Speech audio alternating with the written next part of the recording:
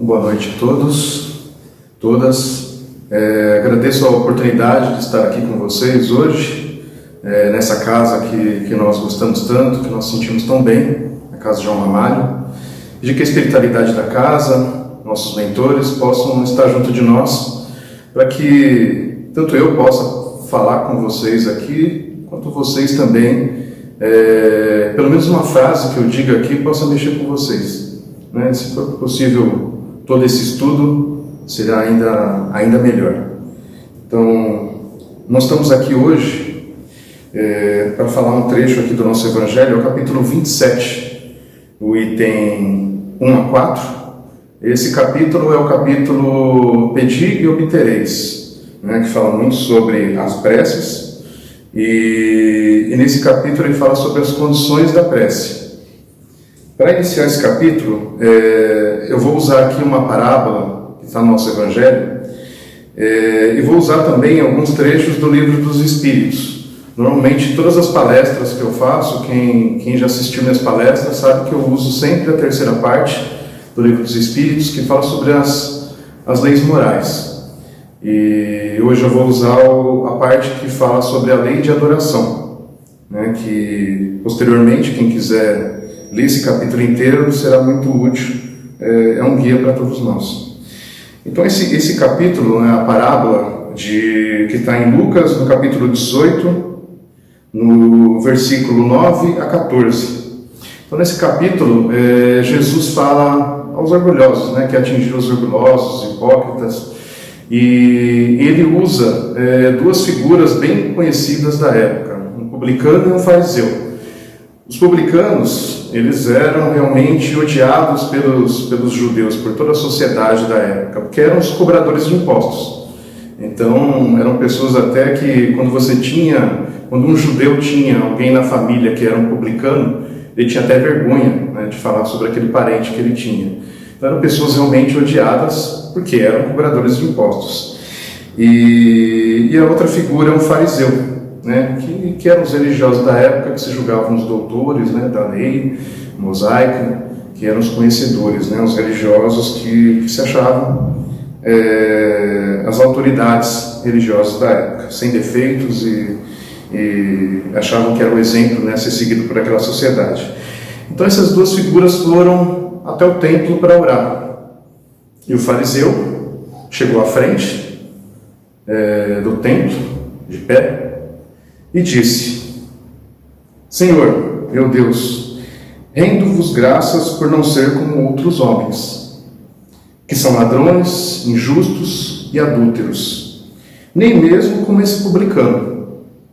Jejuo 2 vezes por semana e dou o dízimo de tudo que possuo. Nisso, o outro, que ficou para trás, com vergonha até de se expor, por conta da sua condição, de cabeça baixa, nem olhava para as pessoas, abaixou a cabeça e disse: Meu Deus, tende piedade de mim, que sou pecador. Apenas isso. O que Jesus diz para a gente é que aquele que se eleva será rebaixado, e aquele que se humilha será elevado. Esse trecho aqui, né, a gente falar que aquele que é humilhado, né, será exaltado, a gente tem que entender como uma condição de humildade, né, que alguém tenha ao se colocar diante de uma posição religiosa, diante de uma oração, diante até perante a sociedade. Então, essa humildade ela é com relação tanto a Deus, né, quanto com relação aos homens. Mas ela não significa submissão, de forma alguma. Que Jesus ele traz, mesmo perante Deus, Jesus ele não traz um Deus para nós que deve ser temido. Ele traz um Deus que deve ser amado. É um Deus que é um bom Pai. Toda a filosofia, todo o ensinamento de Jesus, ele é em cima do amor. Então é isso que a gente tem que entender. Então o que Jesus trazia de ensinamento nessa questão de que aquele que era mais humilde, de que se colocou sem querer se comparar com ninguém, e diante da sua condição, né, de homem, né, que peca, mas que está ali em busca de uma orientação, em busca de uma luz, né, para a sua vida, é que você não tem que estar nem acima nem abaixo de ninguém. Mas você tem que estar ao lado, como irmãos que somos, irmãos e irmãs. Então é assim que deve ser a nossa posição em qualquer momento da nossa vida, mas mais ainda quando se faz uma oração. E nesse trecho, né, a gente viu que o fariseu ele mais fala do outro do que de si, né? Então ele se compara, né, muito, querendo dizer que ele é melhor que aquele.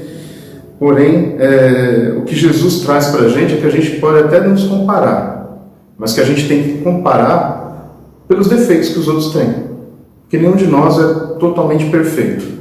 Nós temos nossos erros e o que devemos é admitir com os erros. E então essa oração que nós temos que ter é uma oração que vem do coração, não é uma oração culto exterior como estava sendo feito aquele exemplo de fariseu. Então, o que nós devemos ter, assim, nós devemos ser um bom exemplo, né? Se a gente vai fazer um culto exterior, a gente frequenta uma casa espírita. Então, a gente não faz só oração na nossa casa, a gente faz oração coletivamente também. E não tem problema nisso, desde que a gente esteja unido como irmãos, como eu disse, e que a gente esteja para dar um bom exemplo. E não um exemplo de amor próprio, de querer se enaltecer diante de um conhecimento que a gente tenha diferente dos outros, que a gente se acha superior. Não, é colocar de forma humilde e como um bom exemplo. Então, o culto exterior ele não é errado, desde que se faça da forma correta, né? Então, o que o nosso Evangelho fala é que essas pessoas que fazem esse culto, né, com esse amor próprio, menosprezando as outras pessoas que têm menos conhecimento, eles não sabem o mal que eles causam. Como eu disse, né, eu falei sobre o Livro dos Espíritos, na parte de lei de adoração. Então tem a pergunta 654, e tem um trecho dela, ela é bem extensa, eu vou ver só alguns trechos aqui para vocês. Então tem um trecho aqui que ele fala: todos os homens são irmãos e filhos de Deus. Isso na resposta, né? E ele atrai a si todos os que lhe obedecem às leis, qualquer que seja a forma, sendo que os exprimam. E nessa mesma questão, ele está falando sobre qual que é a forma, né, que se deva fazer uma oração. E até o Livro dos Espíritos ele fala que não existe uma forma que se faça. A forma é vir do coração, uma forma sincera, e até faz uma comparação, como é a mesma, perguntar sobre a forma é a mesma coisa que perguntar em que idioma que se deve fazer uma oração. É a mesma coisa, em espanhol Deus vai ouvir melhor do que em inglês ou do que em português, isso não faz sentido.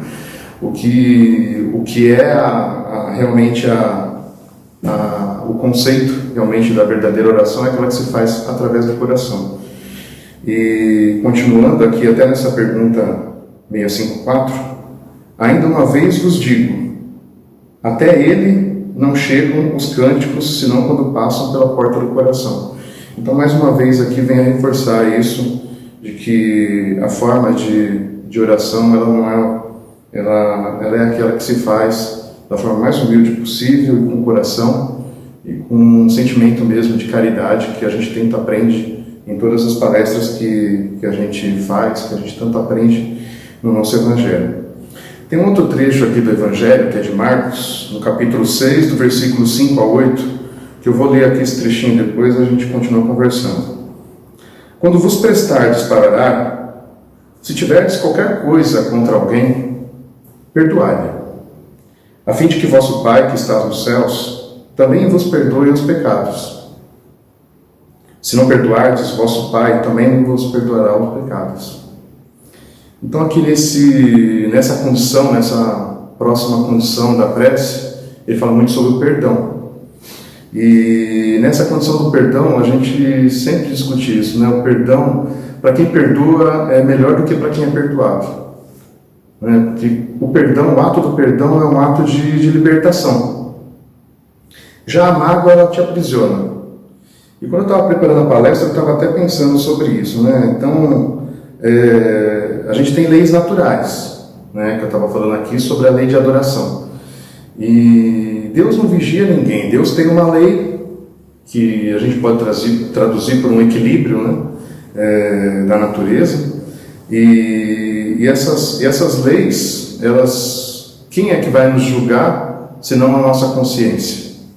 É isso que nos julga. Deus não fica julgando a cada um individualmente, mas Ele nos deu uma ferramenta que é a nossa consciência. Conforme a gente vai adquirindo as experiências na nossa vida, a gente vai se tornando mais maduro com relação a esses conhecimentos. E aí me veio também uma imagem de um voo de balão. Então a prece seria como uma energia que levanta um balão, né? Como se fosse fazer esse voo. Então nós temos a energia suficiente para fazer esse voo, que seria chegar a Deus, né? Através da oração. Mas nós temos algumas amarras, né? Várias. Mas a pior de todas é o perdão. Então, todas essas amarras somos nós que criamos. Então, todos nós temos condições de soltar essas amarras, uma a uma. Mas nós temos que ter consciência disso, né? Da necessidade desse perdão, dessa consciência. Então, o que Jesus diz nesse trecho aqui do Evangelho de Marcos é exatamente isso. Que nós não devemos fazer uma oração antes de ter perdoado os nossos inimigos, outras pessoas mesmo que nos magoam. Então, eu disse aqui sobre consciência, então acho que a gente tem que pensar como consciência como se fossem diplomas que a gente vai adquirindo na vida. Então, a gente passa ali para o ensino fundamental, o médio, a gente vai para a faculdade, faz doutorado, e assim por diante.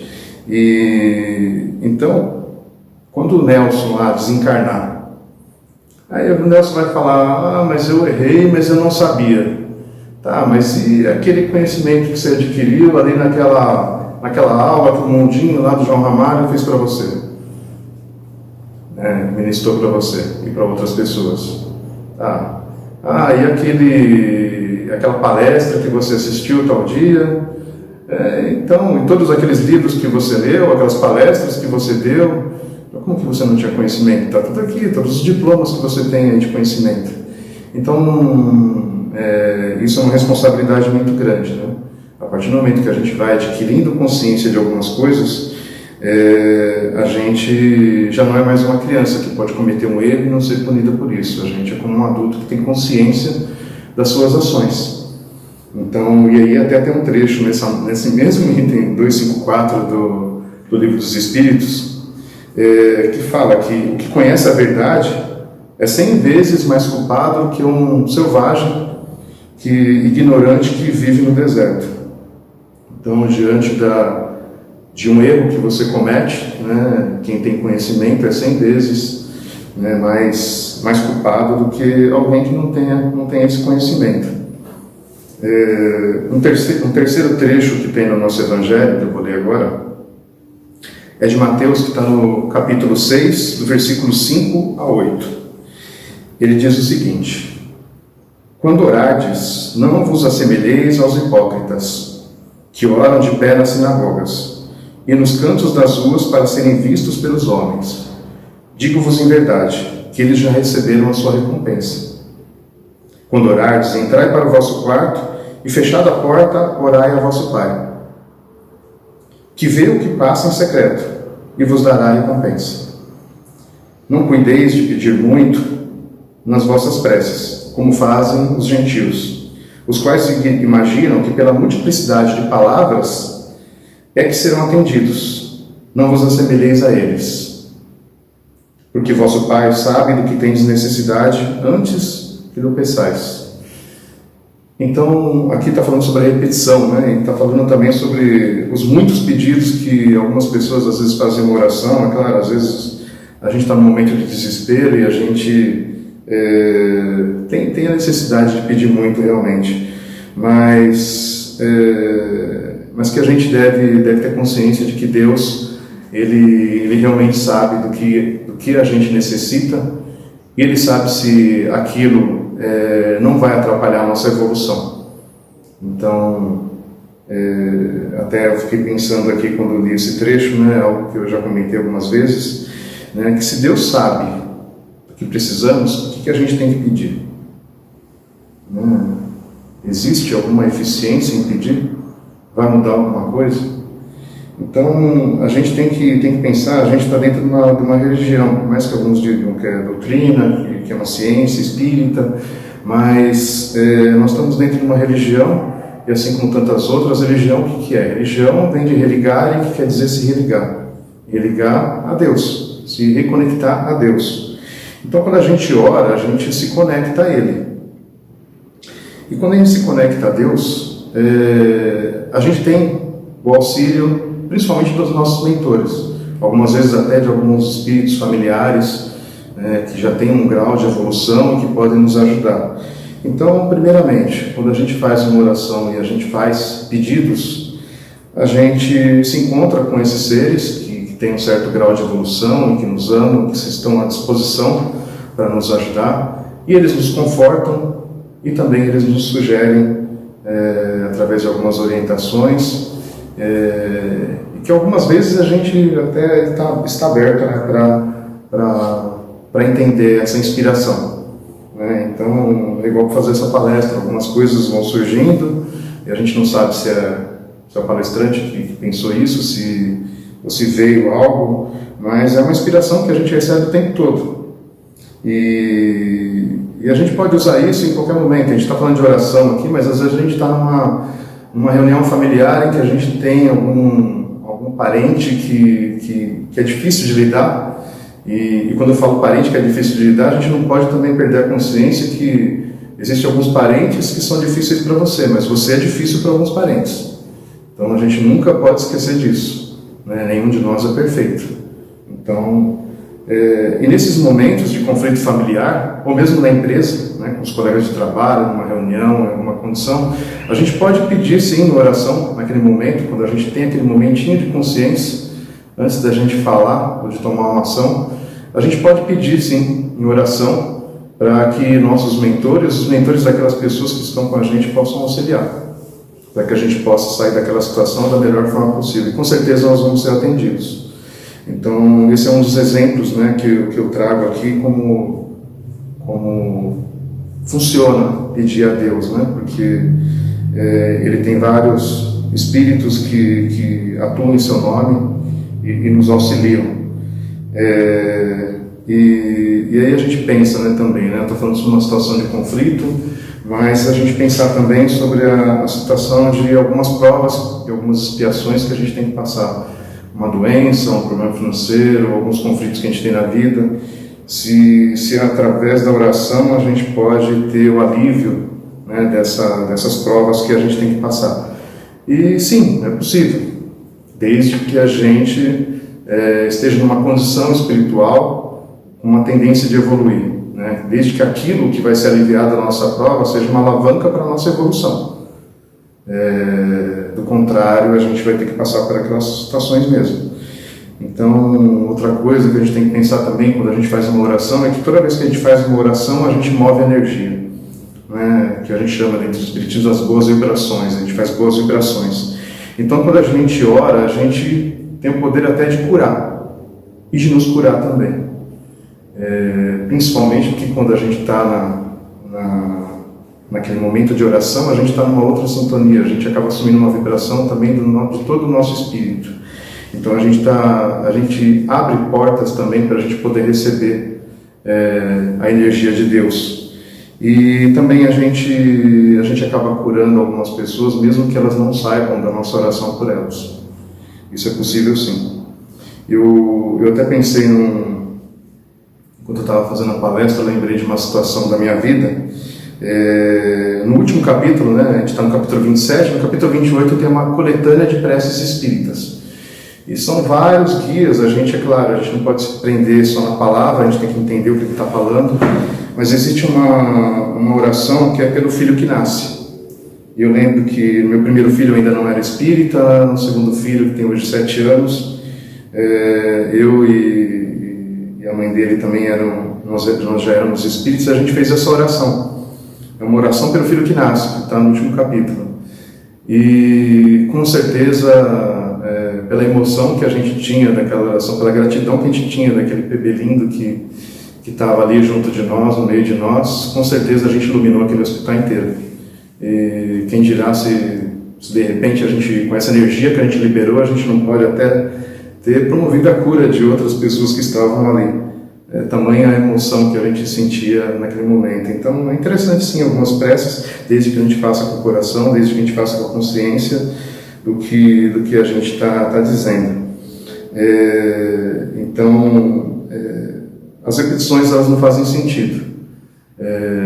Até existe uma música da Elis Regina que fala muito sobre isso, né? Que é a Romaria, que fala sobre uma pessoa bem humilde que admite os erros e que partiu em Romaria para conseguir paz nos desaventos, umas outras coisas eu não vou lembrar a música, não vou cantar também para vocês porque seria um desastre, mas ao final dessa música, na letra, ele fala que ele não sabia fazer uma oração e que então ele veio mostrar o olhar.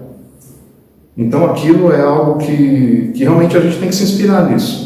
Muitas vezes um simples pensamento, a abertura da nossa mente e do nosso coração para um momento de oração, e a gente sabe disso, que muitas vezes até nós treinamos, né, o Espiritismo, nós que estudamos, né? Então às vezes no momento mais difícil, de maiores dores, maiores problemas, de desespero, a gente acaba fazendo uma oração tão emocionada que a gente acaba sentindo até o nosso mentor ao nosso lado.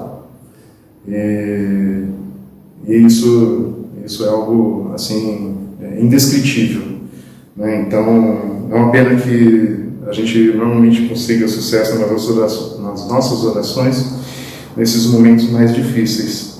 Então a gente tem algumas orações que são muito conhecidas, né, de toda a sociedade, principalmente nós que somos cristãos. Então eu acredito que quando a gente ora uma oração de São Francisco, acho que em plena consciência daquilo que a gente está orando, mesmo sendo uma oração conhecida, mas desde que seja com o coração, ou que a gente ore uma Ave Maria, sentindo realmente o abraço da Mãe Santíssima junto de nós, isso tem um efeito inacreditável. E o Pai Nosso também. O Pai Nosso, quando a gente ora, é como se fosse uma reeducação, né, para nós. Ali principalmente se fala do perdão, mas também a consciência do amor que nós temos que ter por Deus e respeitando a sua criação. Então, existe uma outra pergunta na 659 do Livro dos Espíritos, que ele fala sobre a prece. Ele fala que a prece é um ato de adoração. E orar a Deus é pensar nele, é aproximar-se dele, é pôr-se em comunicação com ele. E as três coisas podemos propor-nos por meio da prece: louvar, pedir e agradecer. Pelo estudo que a gente fez aqui hoje, eu até fiz uma listinha aqui de alguns conceitos, né, que a gente tem que ter em mente quando a gente faz uma oração. Então eu falei sobre fazer uma oração em secreto, né, que a gente não deve fazer oração para Deus e não para as pessoas, porque quando a gente faz isso para reconhecimento dos homens, a gente vai estar tendo reconhecimento dos homens e pronto, é o que a gente queria e a gente consegue ter o reconhecimento dos homens. Mas não, nós devemos fazer em secreto, e que nós devemos fazer poucas repetições, que nós devemos fazer essa oração com sinceridade, com o coração, que nós devemos ter aquele sentimento de perdão. É muito difícil a gente terminar uma oração. Muitas vezes a gente está orando um Pai Nosso e a gente tem que tentar fazer umas 5 vezes porque a gente não consegue terminar nenhuma. Porque a gente fica pensando nos problemas da nossa vida. E quem dirá quando você tem a mágoa de alguém? Aí é que você não consegue mesmo. Então, o perdão é uma libertação para nós. A humildade e a gente fazer uma auto-observação, né? A gente ter consciência de que a gente tem que se comparar para os defeitos que a gente encontra nos outros, mas que a gente também tem. Então, entender que a gente está nesse mundo, nessa transição desse mundo para um mundo melhor, e que alguns de nós têm mais consciência e será cobrado pela sua consciência se errar, outros têm menos e serão menos cobrados, mas quem tem mais consciência tem que ensinar aqueles que não têm, como verdadeiros irmãos. E se a gente acredita que alguém tem mais consciência que nós, tem mais conhecimento, a gente tem que se colocar de uma forma bem humilde para aprender com eles. A gente sempre vai ter a ensinar e a gente sempre vai ter a aprender. Isso não termina nunca. Finalizando aqui, a gente está falando em prece. Então, a gente não pode deixar de falar sobre o Evangelho no lar. Então, o Evangelho no lar é o momento de a gente fazer uma oração, talvez no nosso aposento. Às vezes a nossa família não é espírita, às vezes até não tem essa prática e às vezes até nos condena. E a gente fica no quarto, sem que ninguém saiba, programa um horário, um dia na semana fixo e a gente vai fazer aquela oração. A gente faz uma oração inicial, a gente faz o estudo do Evangelho, ou pelo menos a leitura, né, de um trecho curto, uma oração final, e a gente vibra para as pessoas que são da nossa família, nada muito extenso, e a gente sempre deixa um copo de água que a gente bebe depois, que é como aquela água que a gente recebe no passe aqui quando a gente vem na casa de João Ramalho, e essa água vai ser fluidificada. Então, quando a gente faz o Evangelho no lar, a gente consegue realmente, como eu disse na oração com meu filho no hospital, a gente consegue, numa oração no Evangelho no lar, a gente consegue levar uma luz, uma energia que beneficia todas as pessoas que moram no nosso prédio, ou se a gente mora numa casa, todas as pessoas da quadra. Então, isso é muito importante. Se nós soubéssemos tudo o que acontece durante o Evangelho no lar, nós faríamos até mais do que uma vez na semana. Principalmente, se nós pudermos, faremos com nossos filhos. E, com certeza, no momento que a gente está fazendo essa oração, o Evangelho no lar, espíritos familiares, espíritos que querem aprender com aquela oração, com aquele ensinamento nosso, vão estar presentes ali, para aprender junto com a gente. Então, como disse o apóstolo Paulo, ainda que eu falasse as línguas dos homens e dos anjos e não tivesse amor, eu seria como metal que soa e como sino que tine. E ainda que tivesse o dom de profecia e conhecesse todos os mistérios e toda a ciência, e ainda que tivesse toda a fé, de maneira que transportasse os montes, e não tivesse amor, nada seria. E ainda que distribuísse toda a minha fortuna para o sustento dos pobres, e ainda que entregasse meu corpo para ser queimado, e não tivesse amor, nada disso me aproveitaria. Então, deixemos de cultos exteriores, façamos sim muita solidariedade, ajudemos nas ações das casas espíritas, da igreja. Se alguém estiver me assistindo que não seja espírita, eu acho que essa palestra, esse ensinamento de Jesus, nesses 3 trechos do Evangelho de Jesus, com esses 3 apóstolos, eu acho que isso serve para qualquer religião, mesmo as não cristãs. Eu acho que esse modelo de oração, essas precauções, né, que a gente estudou aqui hoje, elas servem para qualquer religião, mesmo quem não siga nenhuma. Todos nós, quando nos colocamos à disposição com o coração, quando a nossa oração passa pela porta do coração, nós somos atendidos por Deus. E minimamente a gente tem ali nosso mentor para estar junto de nós. As pessoas que vêm passando, né, nas entrevistas aqui do João Ramalho, para passarem pelo atendimento, também eu acho interessante estudar um pouco esse capítulo, né, do nosso Evangelho, e também o Livro dos Espíritos, na Lei de Adoração, principalmente naquele momento que foi previsto para receber atendimento espiritual. A gente não pode mais receber o atendimento na casa espírita, a gente passa pela entrevista e depois a gente vai ser atendido nos nossos lares.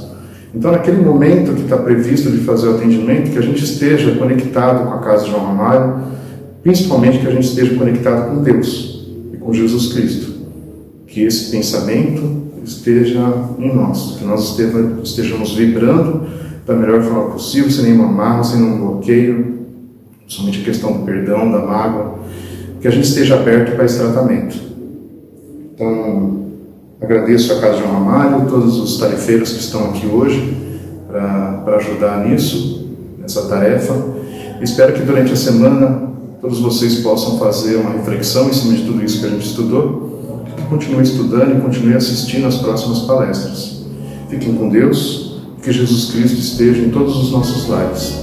Que assim seja.